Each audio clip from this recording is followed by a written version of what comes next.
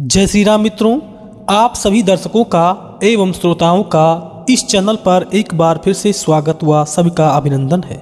प्रस्तुत है आप सबके लिए एक बहुत ही रहस्यमय वीडियो। यह कथा मनुष्य के आयु के ऊपर बनाई गई है। क्या है कोई ऐसा जो मनुष्य के आयु को बढ़ा सकता है?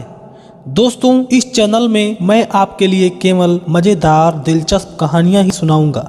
अतः आपसे निवेदन है कि आप मेरे इस चैनल को सब्सक्राइब कर लें और हमारी कहानियों का आनंद लेते रहें। दोस्तों, परमात्मा हमें जितनी आयु देता है उसको कोई घटा सकता है या बढ़ा सकता है? मित्रों, इस बारे में कई कथाएं पुराणों में वर्णित हैं। यह कथा गरुड़ पुराण में है कि आयु को कैसे घटा या बढ़ा सकते हैं। दोस्तों, सृष्टि में ऐसा कोई नहीं है जो किसी की आयु को घटा या बढ़ा सकता है, क्योंकि यह प्रकृति के विरुद्ध है। कई प्रमाण ऐसे मिलते हैं कि आयु को घटाया या बढ़ाया जा सकता है, लेकिन यह कोई योगेश्वर होगा जो योग करता होगा, वही ऐसा कुछ कार्य कर सकता है। लेकिन ये बहुत कम ही लोग होते हैं। अपने आयु से कुछ दिन ज्यादा इस धरती पर वही लोग रह सकते हैं जो योगेश्वर हैं। वे अपने योग विद्या से इस दुनिया के रहस्य को जान लेते हैं। हर व्यक्ति योगेश्वर नहीं बन सकता है और न ही अपनी आयु को बढ़ा या घटा सकता है। आइए कहानी के माध्यम से हम आपको समझाने का प्रयास करते हैं। एक परिवार था। उस परिवार में लगभग 100 व्यक्ति थे। वह परिवार 100 व्यक्तियों से भरा हुआ एवं संपन्न परिवार था। एक दिन की बात है, उस परिवार का एक लड़का अपनी पत्नी को ससुराल से लेकर आ रहा था और रास्ते में उसे एक कुएं जैसी बावड़ी मिली। बावड़ी उसे कहते हैं जो कुआं के समान और बहुत बड़ा होता है। उसमें पानी पीने के लिए कुएं के अंदर जाने के लिए सीढ़ियां लगी होती हैं। वह लड़का बहुत प्यासा था। उस लड़के ने अपनी पत्नी से कहा, आप इस कुएं के पास बैठो, मैं इस बावड़ी में पानी पीकर आता हूँ। जब वह लड़का पानी पीने गया तो एक यक्ष उस स्त्री पर आसक्त हो गया और वह यक्ष उस स्त्री के साथ साथ चलने लगा। इस बात की जानकारी उस लड़के को नहीं थी। जब वह लड़का अपने घर पहुँचा तो यक्ष भी उन्हीं के साथ घर के अंदर प्रवेश कर गया। धीरे धीरे समय निकलता गया और उस यक्ष ने एक युक्ति सोची कि मैं इन सभी परिवार को खत्म कर दूं। और इस तरह उस यक्ष ने प्रतिदिन एक एक परिवार को मारना शुरू कर दिया और फिर उसने उन समस्त व्यक्तियों को समाप्त कर दिया। एक 100 आदमियों का भरा हुआ एक परिवार, संपन्न परिवार, जिसको उस यक्ष ने समाप्त कर दिया। उस परिवार में केवल एक स्त्री शेष बची जो गर्भवती थी और उस डर के कारण वह स्त्री अपने पीहर को अर्थात अपने माँ बाप के घर चली गई। श्रोताओं, वह स्त्री अपने मायके में आराम से रहने लगी और कुछ महीने बीतने के बाद उसके गर्भ से एक पुत्र का जन्म हुआ जो बड़ा तेजस्वी था। जब बालक थोड़ा बड़ा हुआ तो वह उसके आयु के बच्चों के साथ खेलने लगा। मित्रों, आप तो जानते हैं कि जो बच्चा अपने मामा के घर में पलता है वह बहुत उत्पाती और शरारती होता है। उसी प्रकार वह लड़का अपने मामा के घर में उपद्रव करने लगा और उन साथ के खेलने वाले बच्चों को मारने पीटने शुरू कर दिया। एक दिन उस लड़के ने अपने मामा के लड़के को खूब पीटा। जब यह बात उस लड़के के मामी को पता चला तो वह बोली, यह मामा के घर में रहता है, ज़्यादा लाड़ प्यार ने इसे बर्बाद कर दिया है, इसीलिए यह इतना उत्पात मचाता है और कोई काम धाम है नहीं। मामाओं के टुकड़ों पर पलता है और इस तरह उत्पात मचाता है। यह बात उस लड़के ने सुनी तो उसके दिल में जाकर उस बात को चुभ गई और वह यह समझ गया कि यह मेरा घर नहीं है। वह लड़का उस समय 10 या 12 साल का रहा होगा। वह अपनी मामी के बात को सुनकर बहुत दुखी हुआ और अपने माँ के पास चला गया। तो वह अपनी माँ से पूछने लगा कि हमें सत्य बताइए माताजी कि हमारा घर कहाँ है और हम कहाँ के रहने वाले हैं और हम अपने मामाओं के घर में किस कारण रहते हैं। तब उसकी माता ने उसे कुछ नहीं बताया, क्योंकि उसका इकलौता लड़का ही था।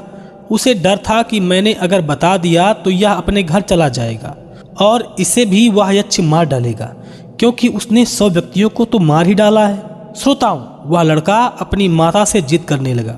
उसने अपनी माता से कहा कि आपको मुझे बताना पड़ेगा कि मेरा वास्तविक परिवार कहाँ है, मेरा घर कहाँ है, हम कहाँ के रहने वाले हैं, मेरा गांव कहाँ है, मेरे दादा, मेरे पिताजी, मेरे दादी सब लोग कहाँ हैं। जब उसकी माता ने देखा कि अब यह नहीं मानेगा, तब उसकी उम्र लगभग 16 साल की हो गई थी। तब उन्होंने अपने जीवन में घटी संपूर्ण घटना को अपने बेटे से बता दिया कि एक संपन्न परिवार को एक यक्ष ने कैसे नष्ट कर डाला है और जो हमारा पैतृक मकान है उस मकान में वह यक्ष आज भी निवास करता है। उसने कहा, हे पुत्र, वह यक्ष आज भी उसी घर में रहता है, अतः तुम वहाँ मत जाना। लेकिन वह लड़का नहीं माना और अपनी माता और अपने मामाओं से बोला कि मैं अपने पैतृक गांव में ही रहूँगा, और वहाँ से अपने गांव को चल दिया। और अपने गांव में पहुंचकर उसने गांव के लोगों से मकान पूछा, तो सभी लोगों ने बताया, बेटा तुम्हारा मकान ये है, लेकिन उस मकान में एक यक्ष रहता है, वहाँ तो मत जाना, नहीं तो बेमौत मारे जाओगे। लड़का बहुत जिद्दी था, वह नहीं माना और मकान में प्रवेश कर गया।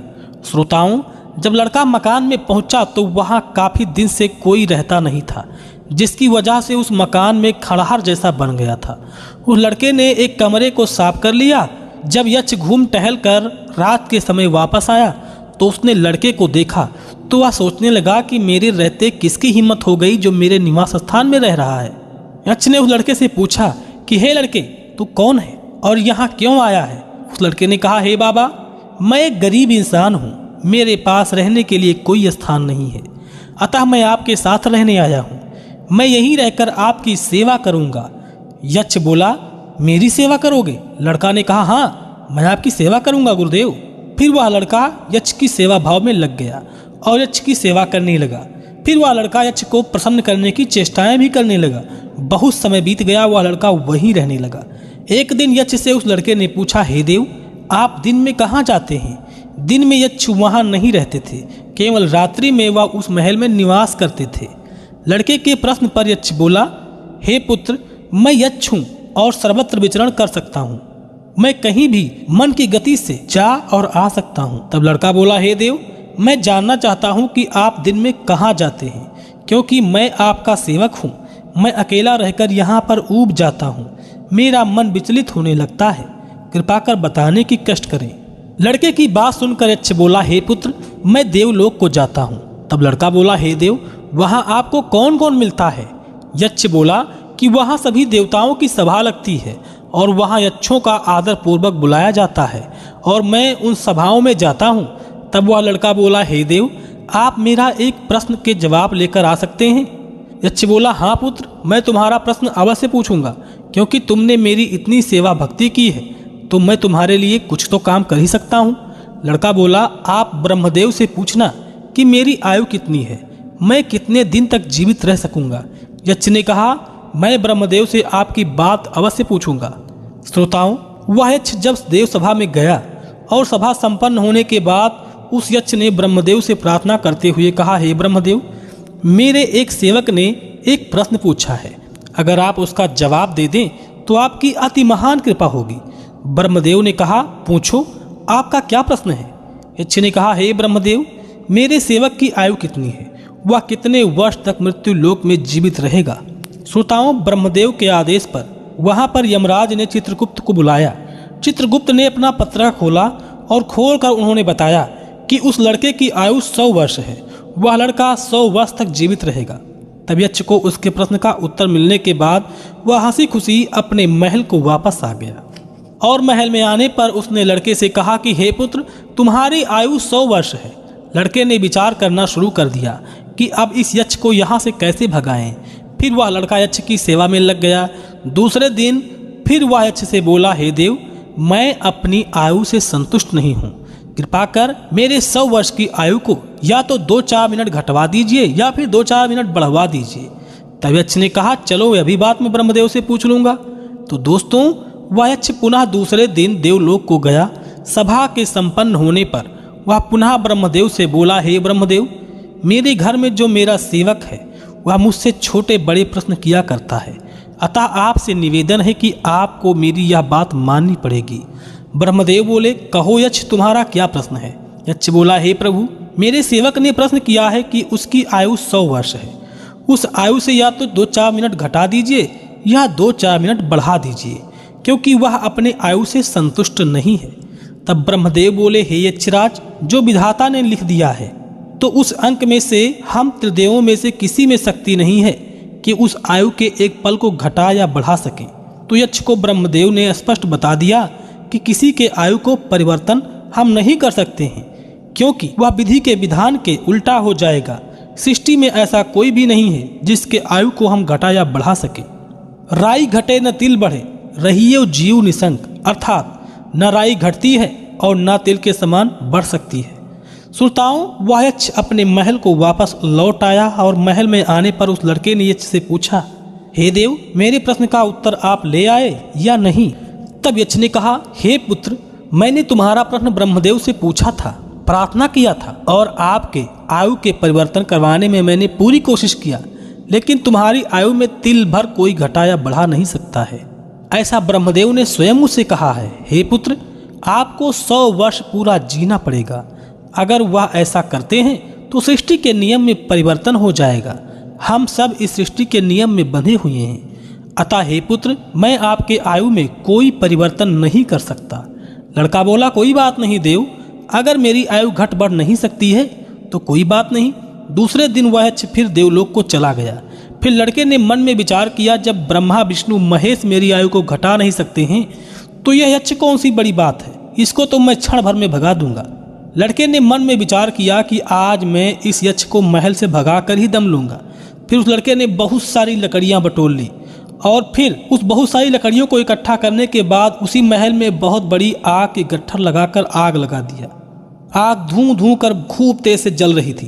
रात में यक्ष जब महल में आया तब लड़का बोला, हे बाबा, इतने दिन आप इस महल में रहे और मेरे 100 परिवार को नष्ट कर डाला, और आपने मेरी आयु के बारे में तो निरीक्षण पहले ही कर लिया है, जिसमें मुझे 100 वर्ष जीने से कोई रोक नहीं सकता है।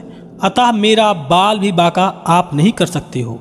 आपने मेरे परिवार को मारा क्योंकि उनका मरना आपके हाथों से लिखा था।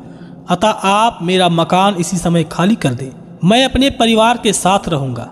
फिर यक्ष ने क्रोध में आकर उस लड़के को ललकारा। फिर लड़के के हाथ में जलती हुई लकड़ियां थीं।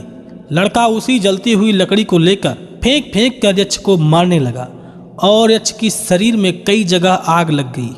यक्ष वहां से चिंगार मारता हुआ भाग गया और उसने उस महल को वहीं के बाद छोड़ दिया।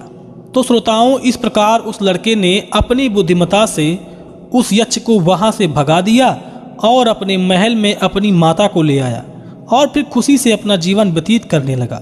तो श्रोताओं, इस तरह जब रावण को भगवान श्री राम मार रहे थे तो उस समय देवताओं ने भी उसकी मृत्यु निश्चित कर दी थी, क्योंकि रावण को उसी दिन मरना था, उसी समय मरना था जब मातले ने बताया कि हे प्रभु, देवताओं ने रावण को मारने का नियम निश्चित कर दिया है, आपको ब्रह्मास्त्र चलाकर इसके सिर के टुकड़े करने हैं और फिर इसको मार डालना है।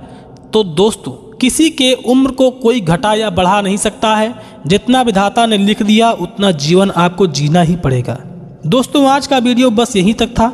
अगर आपको हमारा छोटा सा वीडियो अच्छा लगा है तो कृपया वीडियो को लाइक और शेयर जरूर करें, और अगर आपने हमारे चैनल को सब्सक्राइब नहीं किया है तो चैनल को सब्सक्राइब कर लें, क्योंकि ऐसे ही ज्ञानवर्धक कथाओं और कहानियों को मैं इस चैनल पर लाता रहूँगा। दोस्तों, अब लेते हैं आपसे इजाज़त, मिलेंगे फिर ऐसे ही खास जानकारी के साथ। तब तक के लिए जय श्री राम, जय हिंद, जय भारत।